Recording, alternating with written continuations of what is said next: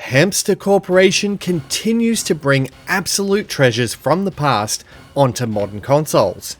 This time, the tank battling arcade hit Tokyo Wars has rolled onto the Nintendo Switch in what feels like it's nearly a shadow drop. It arrived during a surprisingly packed release window too, and there must be something in the water, because we also saw Dave the Diver and Overcooked 2 shadow dropped as well, and it's keeping this reviewer's weekend downtime to an all-time low. But you're not here to listen to me whinge, you're here to find out about Tokyo Wars. What's it like? Grab your combat helmet, load a few HE rounds, and roll out as we review Tokyo Wars for Nintendo Switch 2.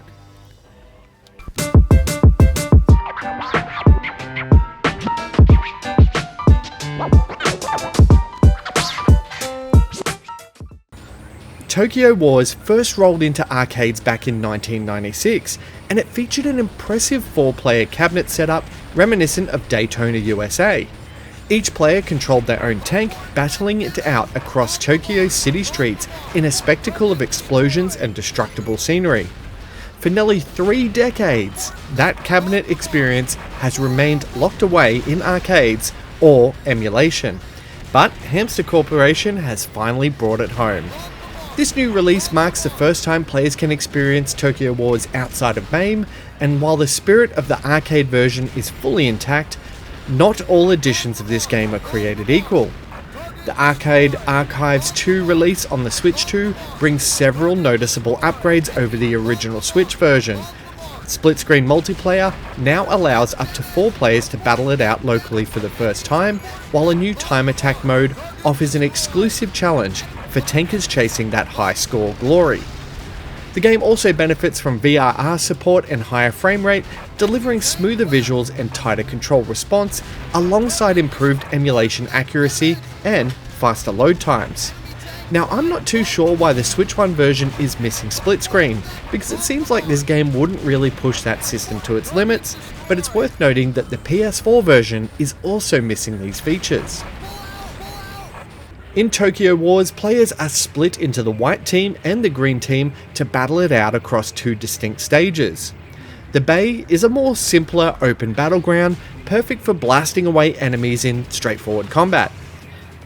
Downtown, on the other hand, offers a maze of buildings to use as cover, fix your enemies in their sights, and flank from alleyways. And I found Downtown to be far more enjoyable, as it felt a little bit more strategic, letting you use the urban environment to intercept enemies or make a retreat when needed. Combat really revolves around unloading as many shells as possible before the enemy zeroes in on you to do the same, so the added depth of urban warfare gives the game more tactical battles rather than the simpler base stage. Split-screen multiplayer was equally fun. Playing along my son on the same team, we could blitz through enemy lines by coordinating our attacks, and we quickly learned that friendly fire was pretty unfriendly, and a few stray shells found their way back to us, which led to more laughs rather than frustrations. Of course, you can choose to go head-to-head against each other if you're looking for a more competitive showdown. Tokyo Wars runs flawlessly on the Switch 2, never missing a beat in the heat of the chaotic tank battles. The visuals are unapologetically in line with the early 3D engines of the mid-90s, and it's reminiscent of Air Combat 22 and Aquajet. Cars crush under tanks in a burst of polygons, barriers crumble under collisions, and 2D explosions punctuate every hit with classic arcade flair. Docked or in handheld mode, the cityscapes and action remain clear and readable, while the higher frame rate and VRR support, which make every shell fired and maneuver feel smooth and precise. The emulation is impressively faithful to the original arcade, and load times are minimal, letting you jump straight into the action. Overall, the Switch 2 brings that 1996 arcade cabinet vividly to life in a way that's both nostalgic and entirely playable today. Players also have a few visual options to tweak their presentation. You can enable CRT style filters to give the game a more authentic arcade look, add borders to your view for the classic cabinet feel, or switch to a widescreen display if you prefer a more modern perspective. These settings let you balance nostalgia with playability, and it makes the Switch 2 version feel customizable for different preferences. While the visuals hold up well, the audio design is a little bit more divisive. Crewmates repeatedly call out when you hit an enemy or when you take a hit yourself, which can become very grating during extended play sessions. The arcade-style effects like tank engines, rumbling, shells firing, and explosions are authentic and punchy, but the constant voice cues are a reminder of the 90s arcade approach to feedback, and that may not suit every player. For my tankers looking into accessibility, most controller buttons can be remapped, which helps tailor the experience to your playstyle. Beyond that, however, there aren't many additional options, so as always, I recommend doing further research to see if Tokyo Wars suits your needs. At just over $25 Australian, I'm a little bit torn on the value. Sure, this is an arcade treasure, and it's been ported and emulated with care.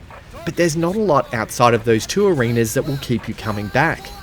It's a similar problem to what we saw with Aquajet, which was an absolute blast to play, for about an hour.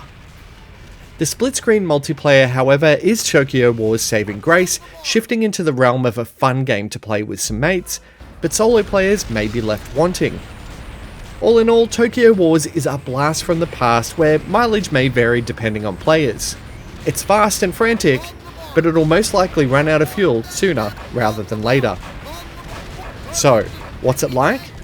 Tokyo Wars is like Battlezone, mixed with Spectre Challenger.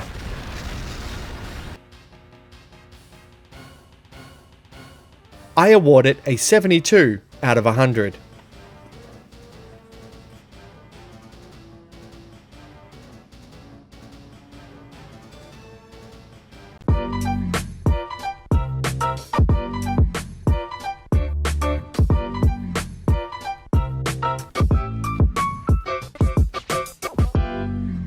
Thanks so much for watching my video. If you liked it, the best way you can support What's It Like is by liking, subscribing, and sharing it with your friends. For more reviews, click on the thumbnails to the right, and for everything Nintendo, check out whatsitlike.com.au.